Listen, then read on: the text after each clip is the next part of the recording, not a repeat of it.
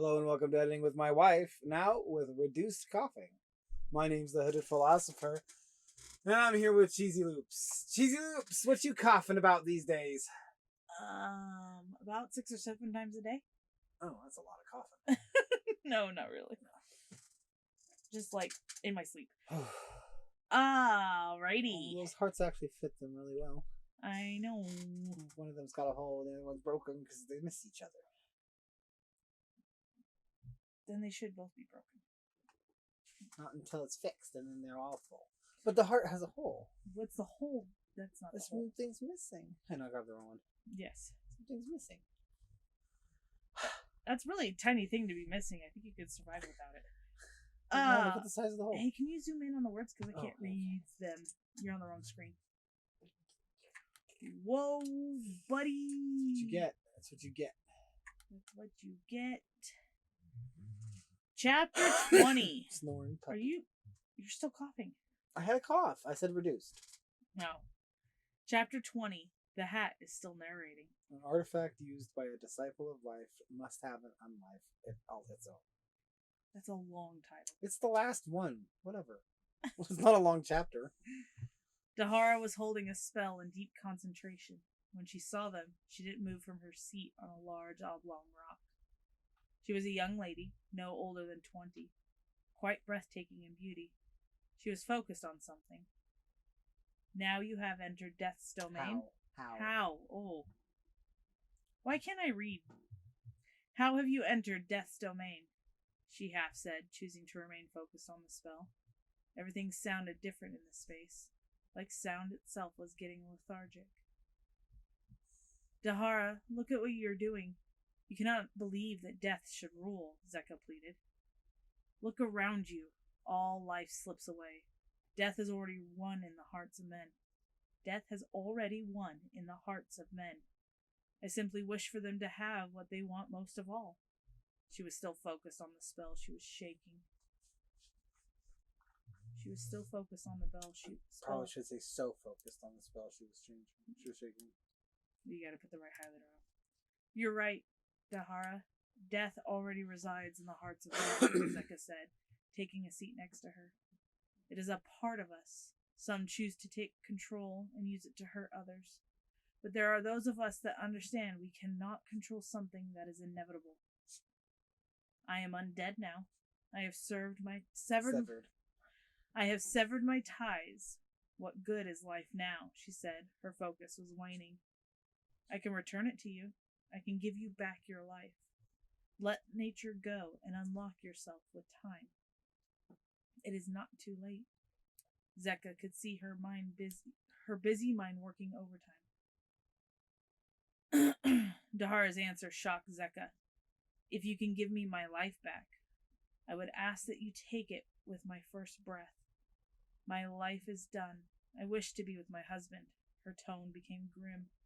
And my father, mother, brothers, and friends, all of them taken by your armies. If you give me back my life, I will be begging for death. Zeka knew what she had to do. She took the hat off her head and said, I hope you find it. If you do, I'll make you the first test of unlife. This promise broke Dahara's attention to the spell. She looked at Zeka just before the hat touched her head. Hope shone through, glinting off the tears building in her eyes. Sound returned to normal. A crimson fog exploded as the hat came into contact with her head. After a few moments, the fog receded, and May sat atop the stone. A tear was rolling down her cheek. She trusted us and went into the prison willingly. A prison of her own making, Zeka said. And that justifies it? Taking away all she has left? We could have given her a new life. She could have done something with it. Don't you see, May? I did give her a new life. An unlife. As if to prove Zeka's point, she heard a meek voice come out of the hat on her head, giving her faith in this new thing Zeka called unlife. A second chance to see what life truly has to offer.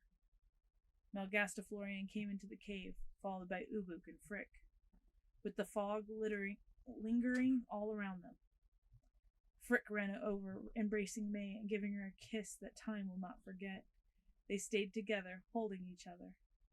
Zeka walked over to Malgastaflorian, handing him the hat, explained, "There is someone here who needs to see what life has to offer. I think there is no one better than the great Malgastaflorian, a disciple of the unknown. Could surely show her some incredible things. I will make it my mission to show the hat the unknown." As it passed from Zeka to Malgastaflorian, it changed into the hat befitting the wizard of his age. It had a bright purple bow that matched his scarf. The hat could feel his gratitude. As they walked out, May and Frick stayed in the cave, taking the time to feel each other's presence after so long apart. I'm done. Aww. That's it for frickin' May. Because, of course, what would happen next is you would continue listening to the hat. Yes, Who is Dahara, the person who started this whole mess. So she created the prison, unknowingly created the prison that she was going to spend her life in. Mm-hmm. And that she's going to spend a long time in with Malgastaflorian. And they're going to run around and do stuff together in various settings. I don't really stretch muscles trying to write that book. And I think that book could last a long time. Mm-hmm. Like, a long time. Like, I could do a whole year of Malgastaflorian is almost like a magical Doctor Who. Mm-hmm. Like a fantasy Doctor Who. A fantasy Doctor Who where he's jumping in, trying to stop certain bits of things that aren't ever supposed to happen. Whereas in Doctor Who, he's kind of stopping things that could or could not happen. It's science. It's science-based. This is fantasy-based. Yes. That's kind of what I was going for. Yeah. And instead of having a companion, his companion's the hat. And the hat's the one that you're reading the story from. So yeah, it could involve prehistoric dinosaurs and cavemen. You can go to worlds that I've already written about. You'll hear about a character named Mal, and the Mal will be Malgastaflorian or something like that. I hope you find it. I hope you find it. Find what? If you give me my life back, I would ask you take it with my first breath. My life is done. I wish to be with my husband. Her tone became grim. And my father, mother, brothers, and friends, all of them taken by your armies. I cannot read. If you give me back my life, I will be begging for death. I would imagine life, a reason to live. Should I just change it? I hope you find a reason to live, if you do. The idea being that she'd be the first, it should be tested of in life. Because you become a tested of the arcane and a tested of the nature before you become a disciple. Okay. So giving her a chance at something in the future after she's been reformed by seeing what life has to offer. Because the life she had was shitty. That sucked. Losing everything like that. Yeah. And it gives her a second chance. So instead of saying, I hope you find it, and if you do, I'll make you the first tested of a life, what if you change it completely? Is maybe to, I hope I can convince you to choose life. If you give me the opportunity to show you what life means, I will make you the tested. You want me to really expand it out more? More words? No, because I hope you find it. I hope you find the will to live. But there's that still has no bearing on the previous. If you give me back my life, I will be. That's the very last thing she said. I will. She has no will to live. I understand. I will be begging for death. Yeah. And the next thing someone says to her is, I hope you find it. I hope you find your will to live. Right. That's what I'm proposing, that change. I'm going to put it up there because I think it will look good. Yes, because right now it's I hope you find death. Although. And she already was finding death. You're in the wrong screen. Oh, yeah. Oh, no way. Taskmaster, people. It is fun. And that line we quote way too much.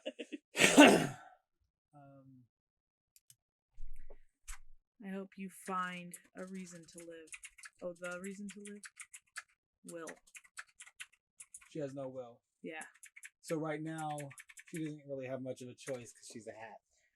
And Okay. living as a hat, there's no chance of suffering, and it's all very tell the story oriented. So you get to learn. You get to sit there and tell the story, and that's all there is to your existence. There's a lot of value in just doing that, right? But just being there and telling the story. So here's my other issue. This broke Dahara's attention to the spell. Her saying this, the tested of on life, what broke her attention? What caused the thought of maybe getting away. Okay. Of not being either some undead monstrosity or no longer interacting with the world around you.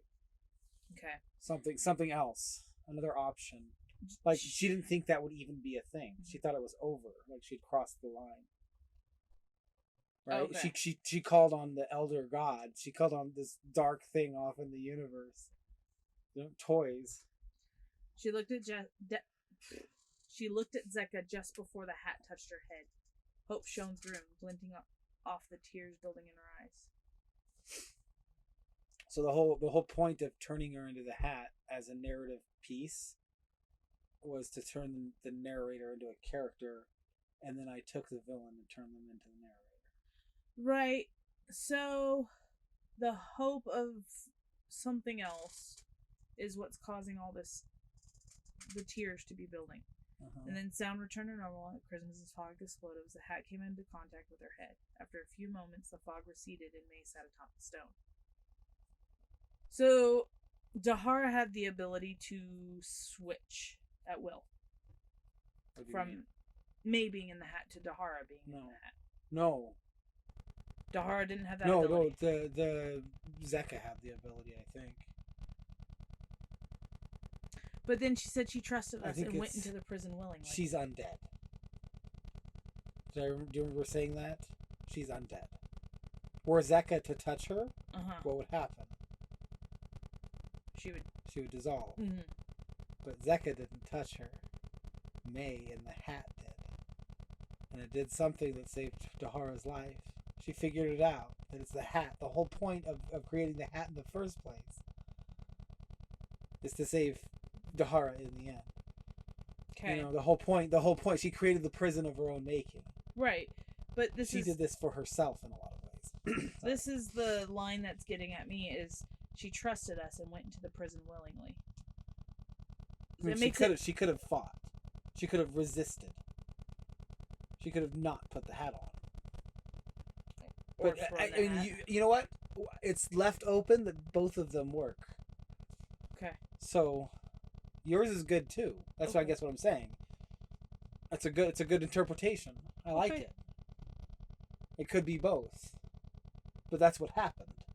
The prison of her own Dahara's making. in the hat now, so this is kind of interesting. She trusted us and went into the prison willingly, a prison of her own making, and that justifies it. Taking all that she has left, all she has left. I keep putting that. We could have given her a new life. She could have done something with it. She was nothing. They ruined her. Mm-hmm. They destroyed everything that she was. It was sad. And they could have given her something new as the disciples of life. Yeah, given her a whole new life. A rebirth in a way. But Zeka was just trying to be wise. Yeah. Knowing that if she was in the hat, she'd be able to experience a reason to live. And the villain would be able to turn. It's a prison. That's the idea of prison. Mm-hmm. Well, and also, it seems like May's choice here would have been, she gets to restart, but then Dahara is no more. Dahara still dies. Dahara died when she made a deal with the infinite ignorance. Yes, I got that. That's not what I'm saying. Okay. Is that May's option would have fully killed Dahara.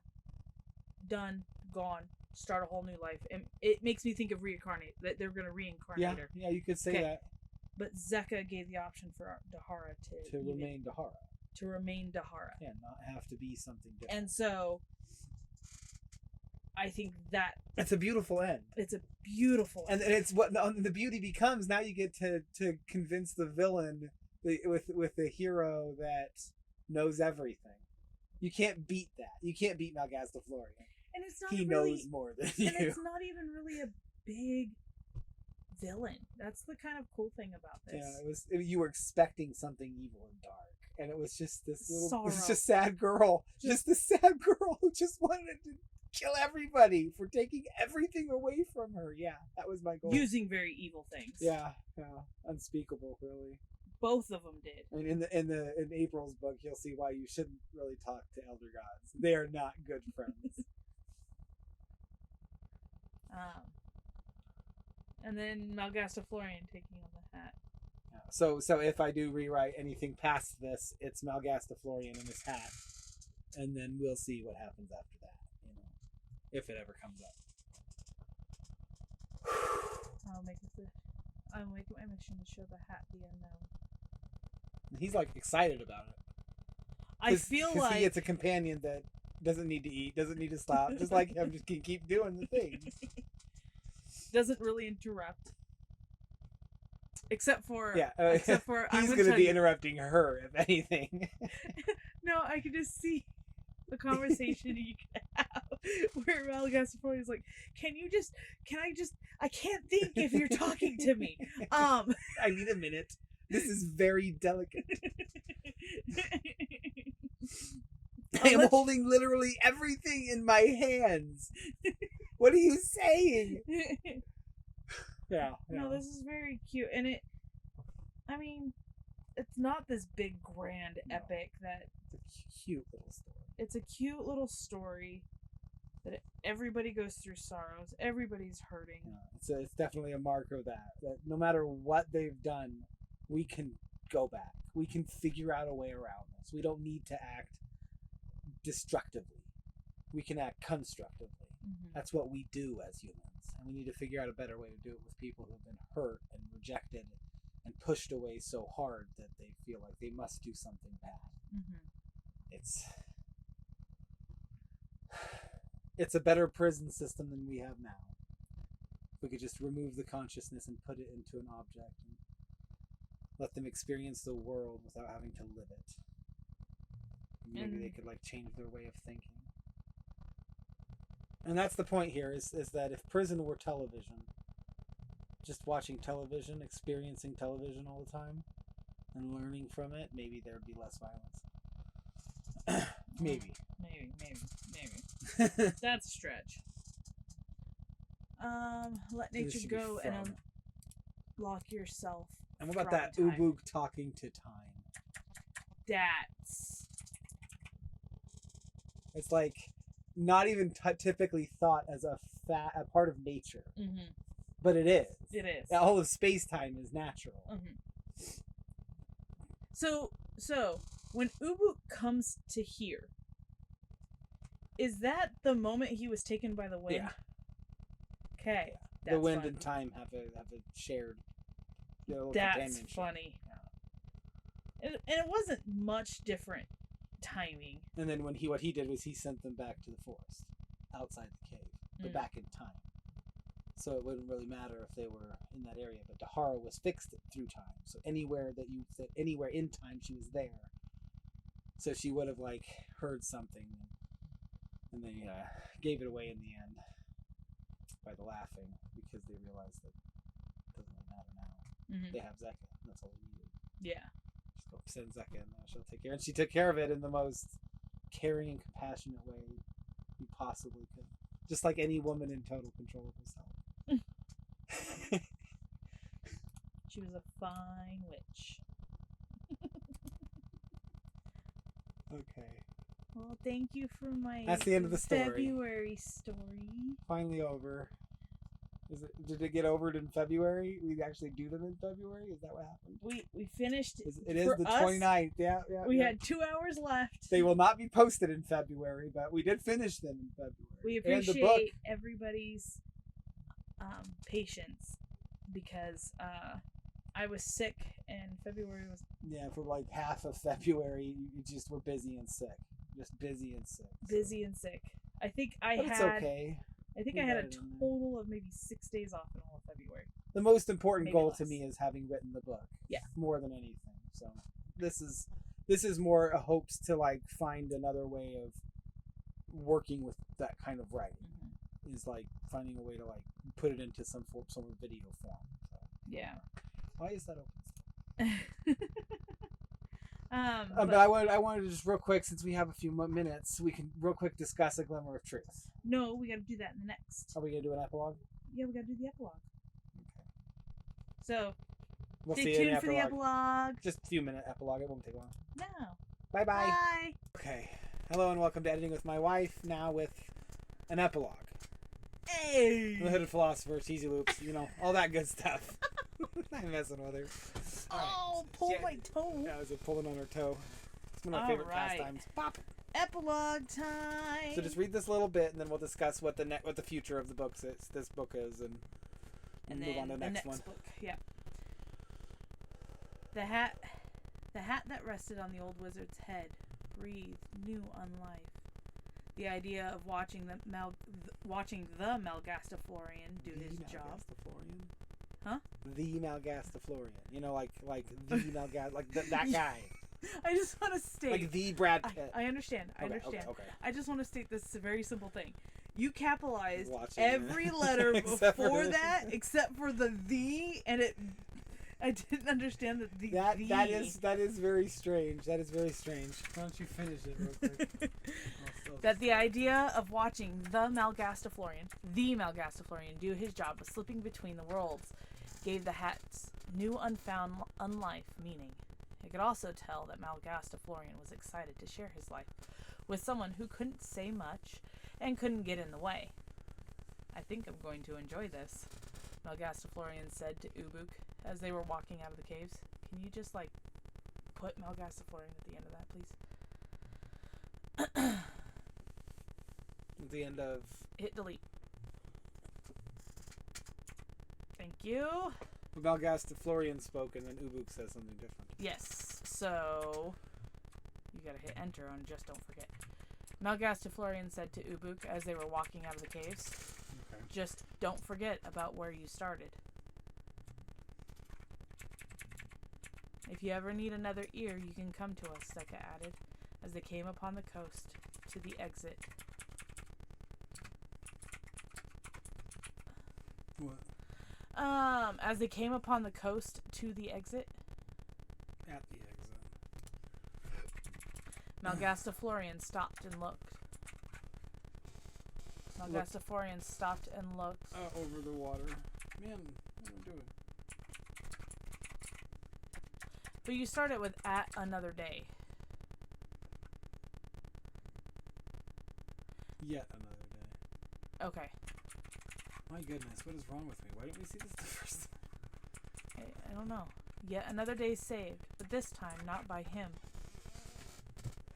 Something felt off about that, like his missions were coming to a close, like everything he had done to keep all of existence safe was becoming forgotten. It was a dark path ahead, even a hat could tell. And so the future... Well, let's start with this idea of breathes new unlife into Malgastaflorian. I didn't get that was to Malgastaflorian. I thought that was to Dahara. That hat on the head breathed unlife. What does that even mean then? Well, what happens when you breathe new life into something? It's like refreshing it. Well, this is like breathing new unlife into Malgastaflorian. Like reinvigorating his more mystical side. Something we don't quite understand. Oh, okay. Non-human affairs. You're right, I didn't understand it. It's okay. Well, no, that's a great thing to add in there.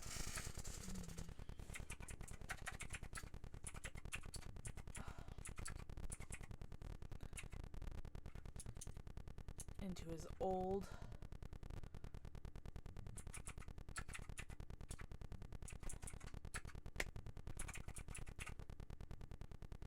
and decrepit bones. Deceived. The idea of watching you gotta capitalize the Malgastaflorian do his job of slipping between worlds.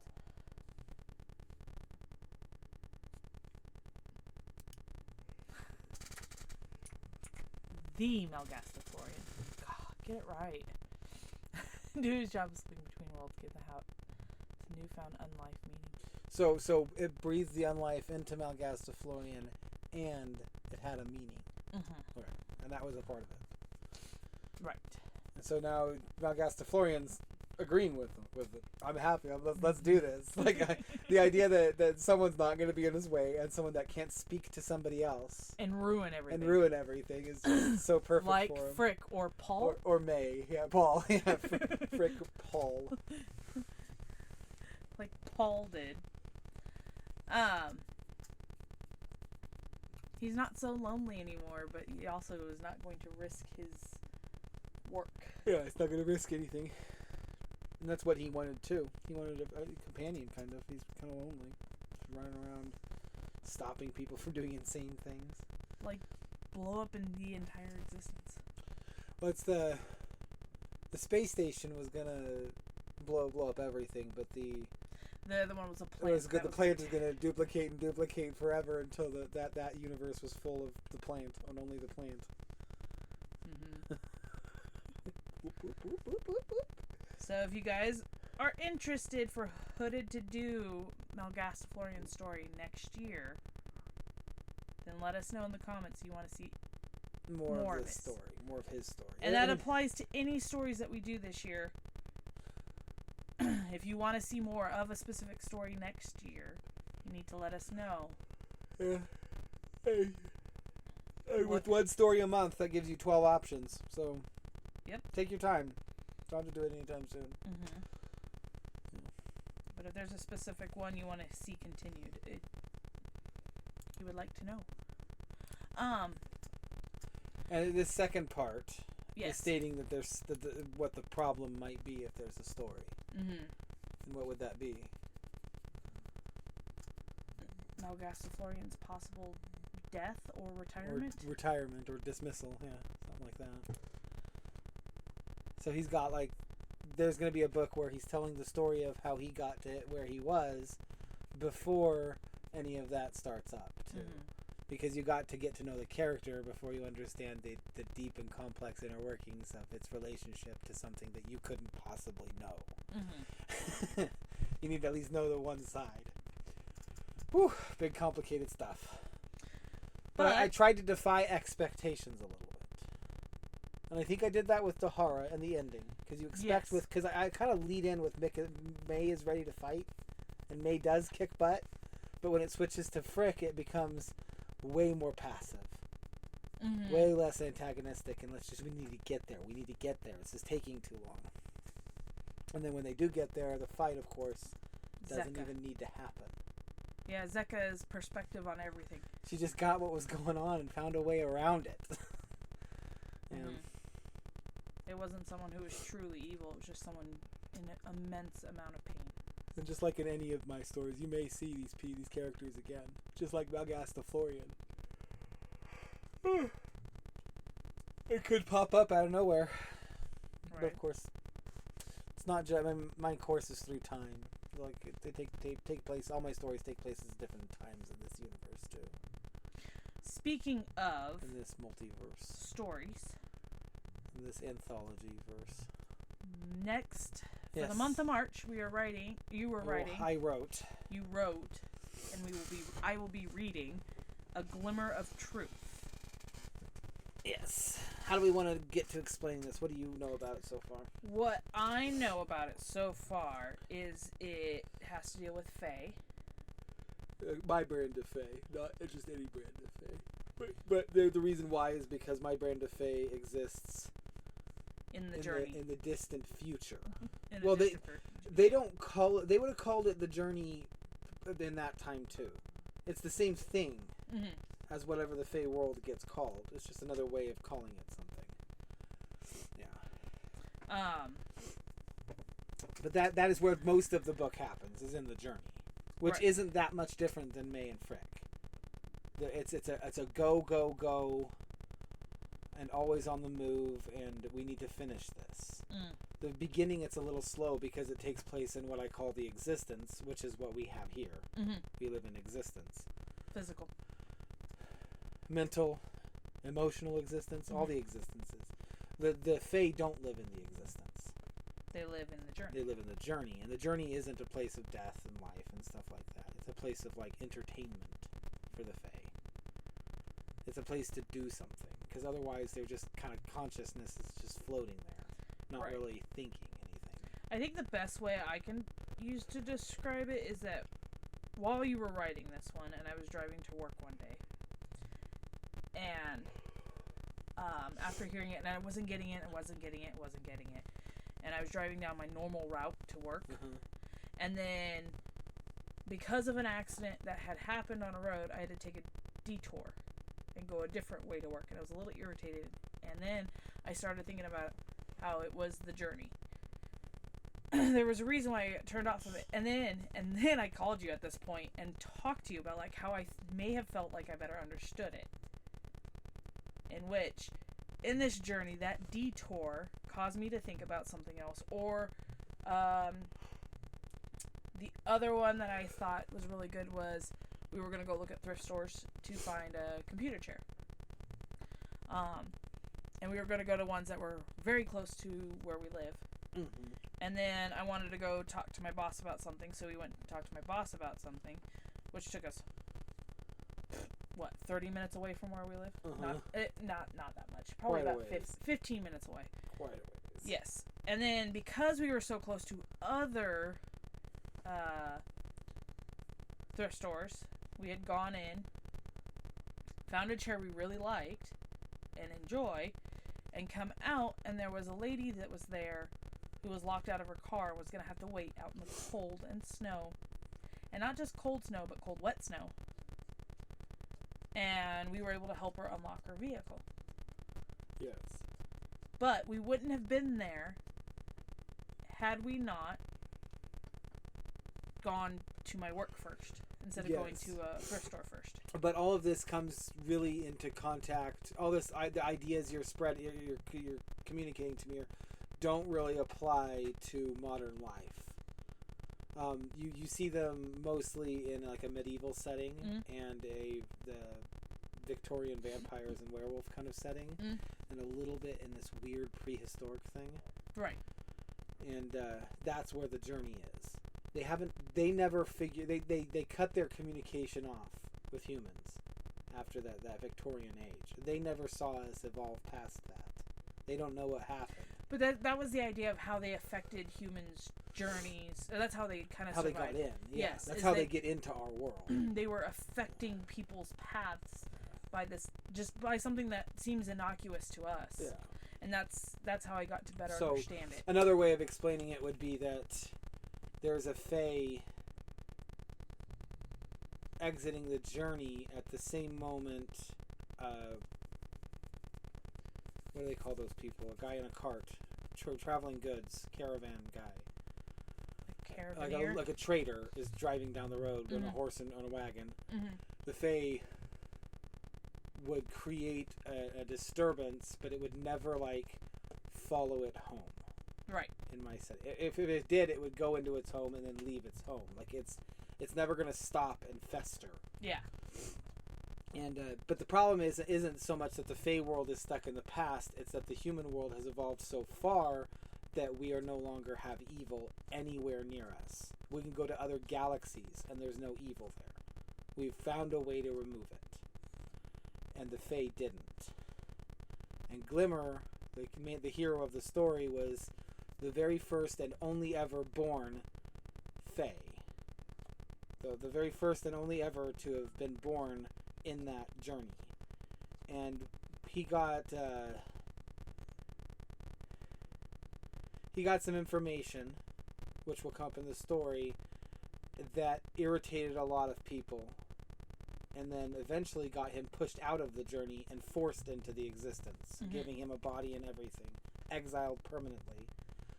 And that is until, well, he knew what was going to happen, and that is the prophecy was going to be fulfilled. There's a prophecy involved. And you kind of start with him in the existence going to fulfill the prophecy. Now the key here is that the thing that he needs is a person, and the person is really just the main character of the story, the one in charge, the one with the power, and he's just a side character coming along for the ride. So it's a very different look, and it's written really strange. Maybe it's a little bit overly wordy. Less dialogue in this. Okay.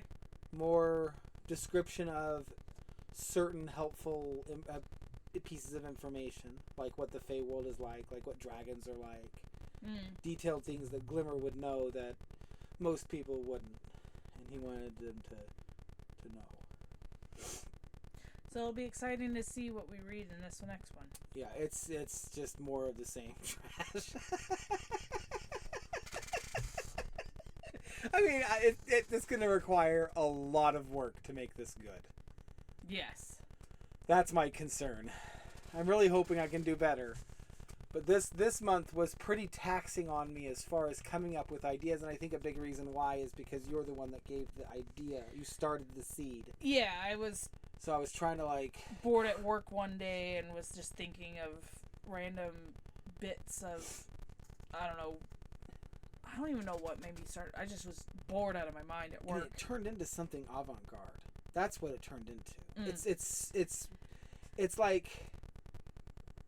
It's like a fairy tale that's been wrapped up in a riddle.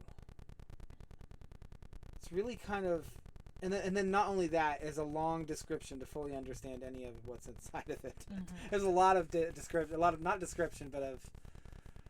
It's just like there's a lot of setup for understanding the events that are going on. It's hard to explain. We'll have to read it when we get there. So this one may not be your best one, but hey, you did it.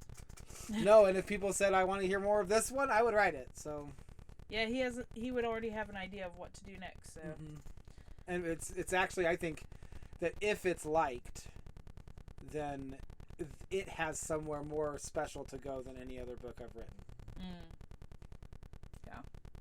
Like if you thought Malgast the Florian was cool, if you can grasp this story and follow me to the end, the idea for the next story is way more interesting, I think. But I haven't written the epilogue, I guess. I've written the full chapters, though, and there's not very many. This is not a big book. I can do better. Well, thank you for listening to A View from Above. Thanks, everyone. Have a good day. That's book 3 of 12. Keep track. Woo! Thanks, bye. Bye. Like, comment, subscribe, that sort of thing. Push the button.